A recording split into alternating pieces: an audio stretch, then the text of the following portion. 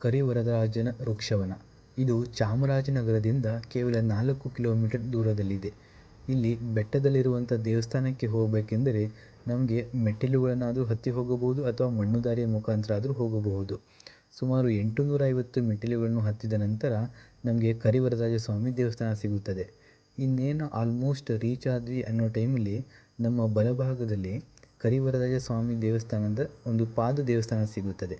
ಇದು ಕಲ್ಲುಗಳಿಂದ ಮಾಡಿರುವಂಥ ಒಂದು ಸಣ್ಣ ಗುಡಿಯಾಗಿದೆ.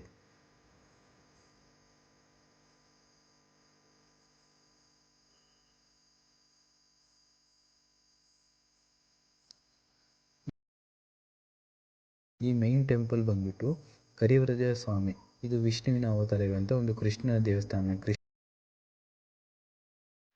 ಇದಕ್ಕೆ ಸುಮಾರು 3 ಶತಮಾನಗಳ ಒಂದು ಇತಿಹಾಸವಿದೆ. ಇದು ಹೊಯ್ಸಳ ಕಾಲಕ್ಕೆ ಸೇರಿದ್ದು ಅಂತ ಊಹಿಸಲಾಗಿದೆ.